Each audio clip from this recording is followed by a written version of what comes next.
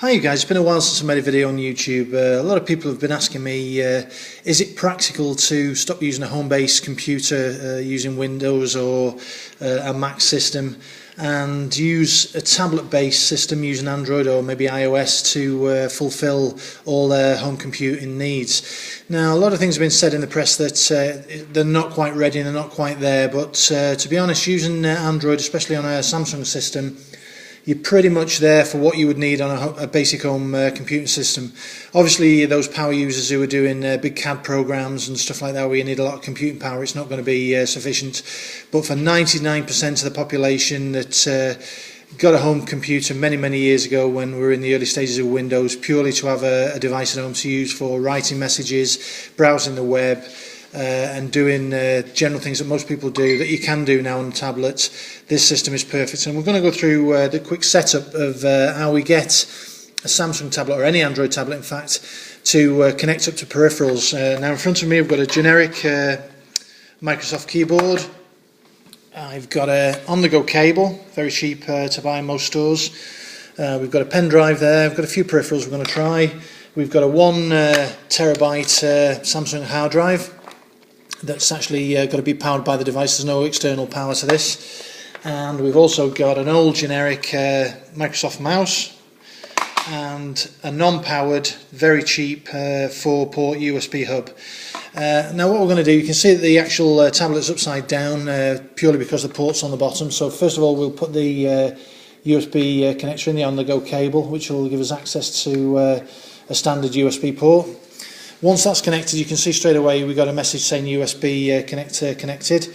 Now there's two ways you can go on this. This particular keyboard has got 2 USB outlets on the back, so I could plug the keyboard directly into the on-the-go cable, and then we could plug the mouse into the keyboard, and it would work fine like that. But what we're going to do, we're going to hook up a few separate peripherals to the Samsung Samsung Galaxy Tab Pro 10.1 tablet. And we'll see how we get on and how it actually functions. So first of all we'll put in the 4 hub. We'll get that in, we'll see if we can get any power on it. We'll just move the screen. You can see there's a green light on that showing that we've got power. Now I'll try and keep it so we can see what we're doing all the time. Obviously this wants to flick around the other way. If I can twist the cable around, you can see we've got a green light on there. It's not going to stay forward, maybe. The next thing we want to connect onto it is the hard drive. So we've got a Samsung external hard drive, like I said before. Now generally most tablets, especially if you're using iOS, will not have sufficient power to power a drive. We'll put that on. Straight away I can hear the mechanical drive whirring away. You can see there's a blue light. You can see we've got a green light on the 4-port hub giving us a go for the drive. Next we'll go a few drives on this. We'll put a USB pen drive in as well. You can see the pen drive flashing, so we've got the pen drive working. They're all powered off the tablet. The hard drive's whirring. I can actually hear the drive on that going. So we'll put that to one side.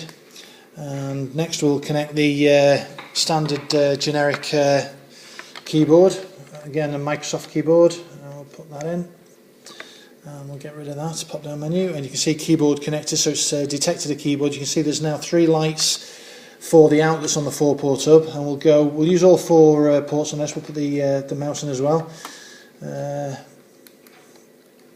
Bearing in mind we're sucking some power out the tablet doing this, but we'll see how we get on. So you can see 4 peripherals all powered, all working, and if I can put that back out the way there, just to one side, you can see the lights are still on. I'll stick that out of the way so it's not interfering with what we're doing. And I'll show you that the Microsoft mouse is lit up. The drive's still going. The pen drive is still active at the back. And what I'll do, I'll just quickly tilt the keyboard up and we'll go caps locks. You can see the caps locks light is now lit up on the keyboard. Now this is a Spanish keyboard. It's not a UK or a American keyboard. So what you would need to do on any Windows device or Mac as well, you'd need the drivers installed for a separate keyboard using separate keys so that you had the right key functions. Quickly we'll go through what we've got going and happening here. So if we go back to the home screen and get out of that, what we want to do first is go into settings. So we'll pull down the top bar and we'll go into settings, and what we're looking for basically is, I'm not sure where this will be, this is a pretty off the cuff controls maybe. Controls, yeah.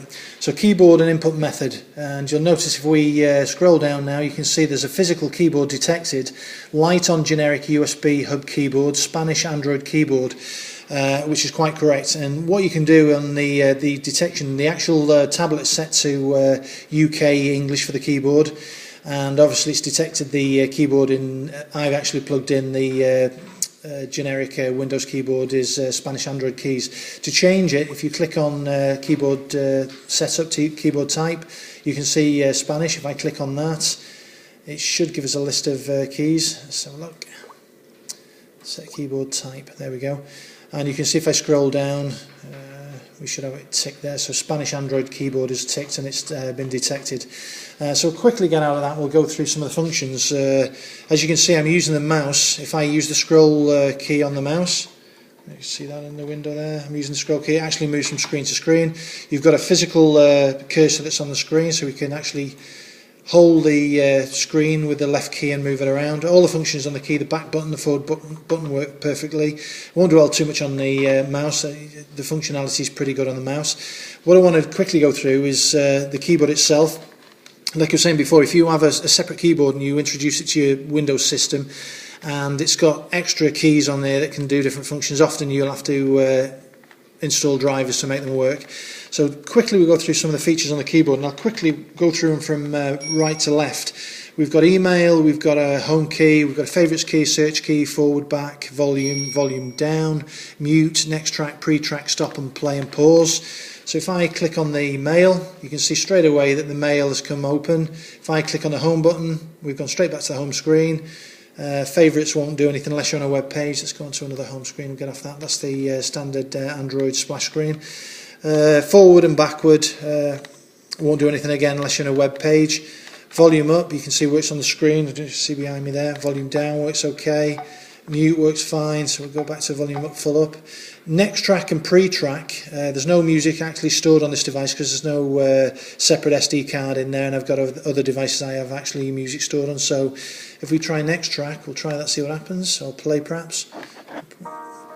Now what it's doing is picked the generic soundtrack that's on the tablet, which is the notification track.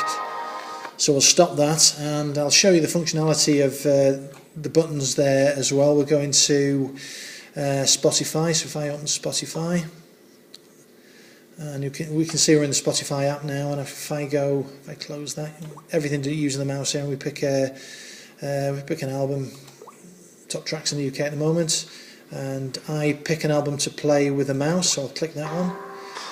And now if I move the keys over, I'll try and keep it so that you can see what's going on as well. So I'll go next track, and you can see we jump down to the next track, jumped again.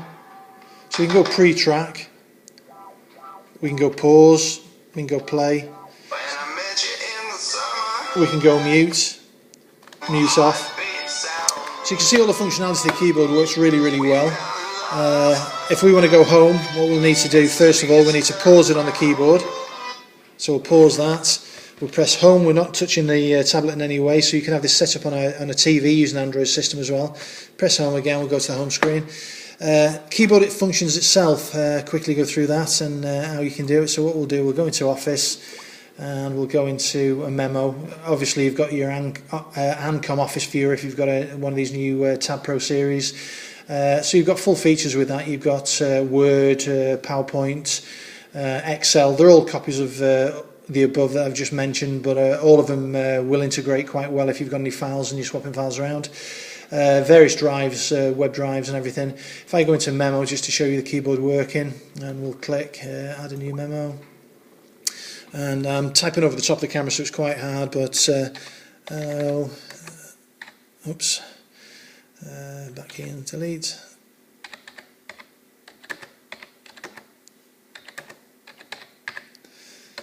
So you can see everything works fine. You've got your delete functions, all the key functions work, your number tabs work, so if you go space, you can do all your numbers and your features, up and down through the keyboard. Everything on the keyboard works. Your actual shortcuts on the keyboard work fine as well. So basically you can see that everything off the keyboard and the mouse are working fine. We'll cancel this one. We'll use the home key again to go out. We'll go home. And what we'll do now, I'll just give you a quick demo of the hard drive features and show you that hard drives are working up. If you go into the file browser system that's included on your Samsung device, you'll have a file browser called My Files. You can download other file systems. ES File Browser and Solid are really good, all drag and drop. Solid Explorer seems to be my favourite at the moment, but we'll use the stock one that's included. And you can see that if I go down now under folders, you can see device storage. It's got 2 external drives that have been detected. Pretty much like you would have on a Windows system. You can see all your drives and everything. It's not too complicated like on iOS. iOS, if you jailbreak, you can use iFile, but again, a lot of your files don't actually show you what file they are. They're just numbered, so it's quite complicated on iOS or Mac. Further down, you've got categories, so quick links to categories that are actually on your device: images, videos, music, documents, and downloaded apps. You can make quick files, favourite folders appear, so I've got download and torrents. So we'll quickly go into the 2 drives now and see what's on either drive. So we'll click drive A, and we'll see what's on that. Let's see if we can, so drive A's loaded up. Now looking quickly at this, drive A appears to be the hard drive, so this is a Samsung hard drive, the 1 terabit hard drive. And what can we have a look at? So we can see there's a folder there. We'll quickly open that, and we'll press on there, and we'll go. It gives you an option to play through various media players that you've got installed, but the standard stock player, we'll use that, and we'll click it. Previously on Resurrection. So you can see this is playing directly from the Samsung hard drive now, so you've got bags and bags of possibilities. We'll click on the screen and stop that, and we'll go home again. We'll go back into folders. Bear with me a second, we'll go back where we were. File browsers, My Files, and we'll go into the other drive. Close that one down, and we'll try drive B, which will be the pen drive. Let it burst into life if it comes through. There we go. There's the actual thumb drive now. So this is the small drive. I don't know if you can see that from the side. I'll try and bring it in front of the screen. You can see it actually flashing, so it's reading the drive.